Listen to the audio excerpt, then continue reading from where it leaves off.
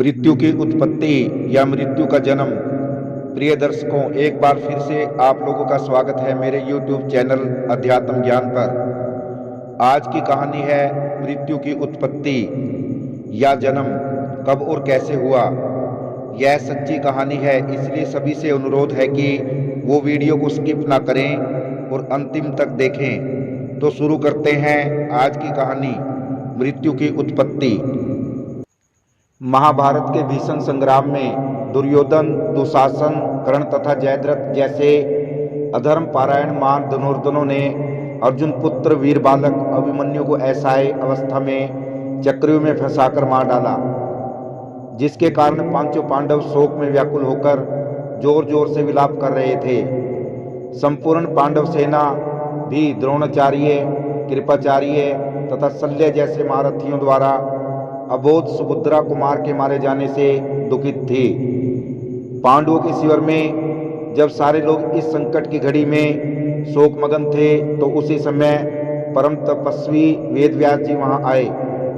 तो धर्मराज युधिष्ठिर उनसे रुदन करते हुए कहने लगे, हे मुनि, इस रण क्षेत्र में सहस्त्रों लाखों वीर एक दूसरे को जीतने की अभिलाषा से आपस में लड़कर और मारे जाने पर धरती पर सो रहे हैं। मृत्यु के क्रूर मुख में उन्हें निगल लिया है और वे काल के अधीन हो गए हैं। अपनी आयु समाप्त होने पर मृत्यु लोक को प्राप्त हो गए हैं। मेरा वीर पुत्र अभिमन्यु भी इसी प्रकार युद्ध में शत्रुओं से लड़ता हुआ मारा गया। हे ऋषिवर, मैं आपसे पूछता हूँ कि यह मर गया शब्द का प्रयोग क्यों होता है? मृत्यु किस लिए प्राणियों के प्राणों का हरण करती है? हे देवतुल्य महर्षि, इस शोक की घड़ी में ये सभी बातें मुझे बताइए। परम ज्ञानी वेदव्यास जी अभिमन्यु की मृत्यु पर शोक से व्याकुल युधिष्ठिर और उसके भाइयों को सांत्वना देते हुए कहने लगे, निसंदेह तुम्हें अर्जुन पुत्र के मारे जाने से ऐसा है दुख की प्राप्ति हुई है। मैं भी तुम्हारे इस महादुख में शामिल हूँ, परंतु जगत में अनेकों ऐसी महान घटनाएं हुई हैं जिसमें किसी राजा या अन्य मनुष्य के इकलौते पुत्र को काल ने उनसे छीन लिया। एक प्राचीन आख्यान के अनुसार सतयुग में अकंपन नामक एक प्रसिद्ध राजा थे, जिनके हरि नाम का एक पुत्र था। एक बार रणभूमि में शत्रुओं से लड़ते हुए सेना के बीच में वह मारा गया, जिससे राजा दिन रात शोकाग्नि में जलने लगा। राजा की दुर्व्यवस्था को देखकर एक दिन देवऋषि नारद उसके पास आए। उनकी यथोचित पूजा करने के पश्चात राजा अकंपन उनसे पूछने लगे, भगवान, आप बताएं कि मृत्यु क्या है, इसका वीर्यबल और पौरुष कैसा है? राजा के उपरोक्त प्रश्नों को सुनकर त्रिलोकी में मन की गति से भ्रमण करने वाले नारद जी राजा अकंपन को एक अत्यंत प्राचीन गाथा सुनाते हुए कहने लगे। सृष्टिकर्ता पितामह ब्रह्मा जी ने प्रजावर्ग की रचना करते समय उसके संहार की कोई व्यवस्था नहीं की, जिससे संपूर्ण प्राणियों को मृत्यु रहित देख वे चिंताग्रस्त हो गए कि पृथ्वी इनका बोझ कब तक सहन कर पाएगी।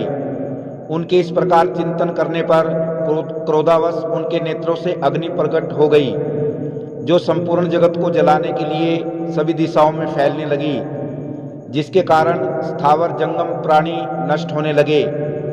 परमपिता ब्रह्मा जी की इस क्रोधाग्नि का विकराल रूप देख प्रजा के हित से भगवान शिव वहां प्रकट हुए और उनसे कहने लगे, ए जगत पितामह, तुम मेरे मानसिक संकल्प से उत्पन्न हुए हो।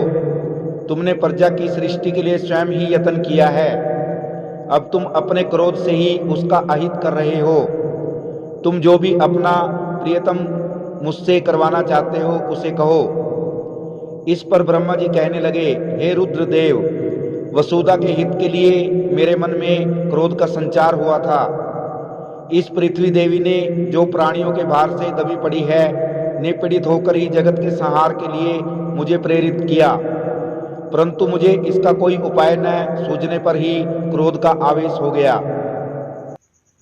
भगवान शिव ने ब्रह्मा जी को संपूर्ण प्राणी जगत के हित के लिए अपनी क्रोधाग्नि को शांत करने के लिए प्रार्थना की। ताकि चराचर जगत के जीवों का कल्याण हो सके। सृष्टिकर्ता चतुर्मुखी ब्रह्मा जी ने महादेव जी के वचनों को सुनकर अपनी अंतरात्मा में ही उस तेज या क्रोध को धारण कर लिया। ऐसा करते समय ही पितामह की इंद्रियों में से एक नारी प्रकट हुई जो काले और लाल रंग की थी।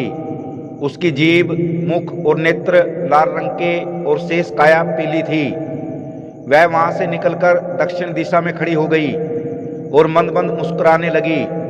संपूर्ण लोकों के स्वामी ब्रह्मा जी ने उसे अपने पास बुलाकर मधुर वाणी में मृत्यु, हे मृत्यु कहकर पुकारा और कहा, तू संहार बुद्धि द्वारा मेरा रोषाग्नि से प्रकट हुई है, अतः तुझे मेरी आज्ञा से सभी प्रजाजनों का संहार करने का कार्य करना होगा।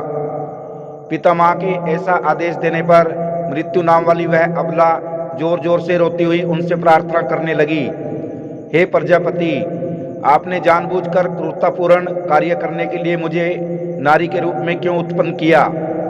मैं जब लोगों के प्यारे पुत्रों, पतियों, माताओं तथा भाइयों आदि को मारूंगी तो सभी दुखित व्यक्ति मेरी अपशब्दों द्वारा निंदा करेंगे।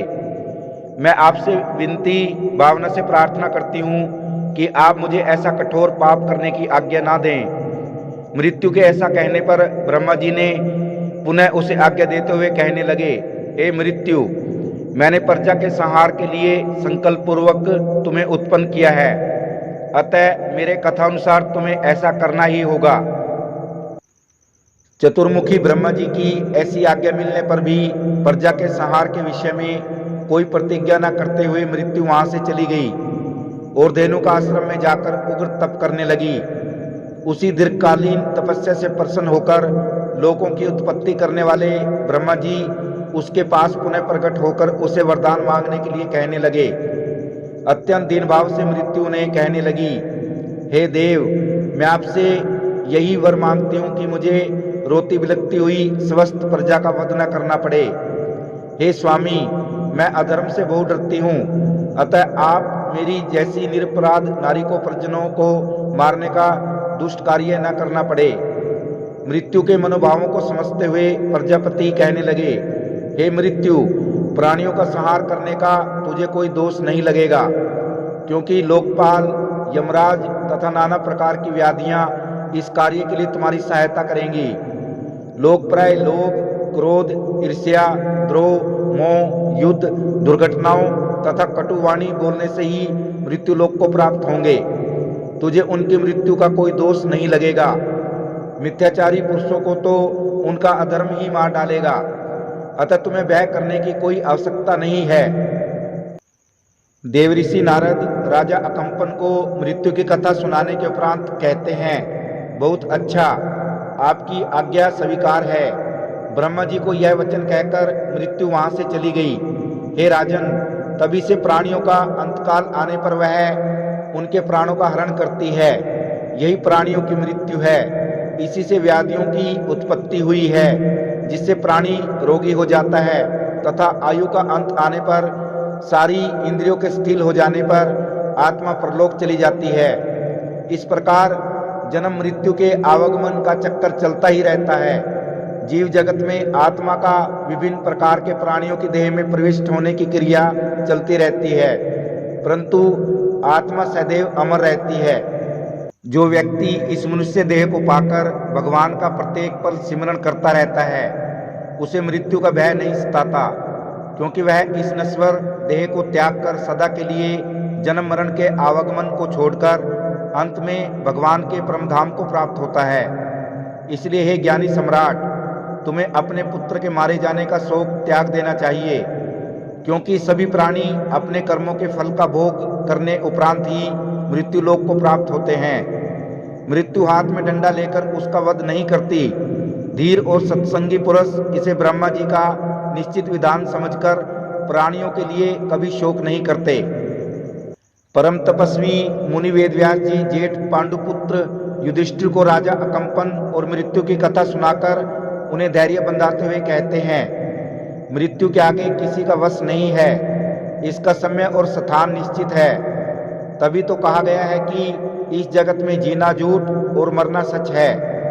जब भी कोई प्राणी संसार में जन्म लेता है तो उसकी मृत्यु का फल निश्चित हो जाता है।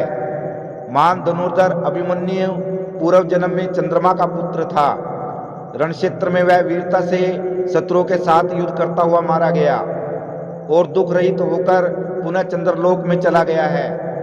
अतः तुम्हें व्यर्थ का प्रमाद छोड़कर अपने भाइयों से ही धैर्य धारण करते हुए अगले दिन के युद्ध के लिए तैयार होना चाहिए। प्रिय दर्शकों, कैसी लगी आपको ये कहानी? यदि ये कहानी आपको पसंद आई है तो वीडियो को शेयर करना और चैनल को सब्सक्राइब करना। आप सभी दर्शकों का धन्यवाद। जय सिया राम, जय श्री कृष्णा।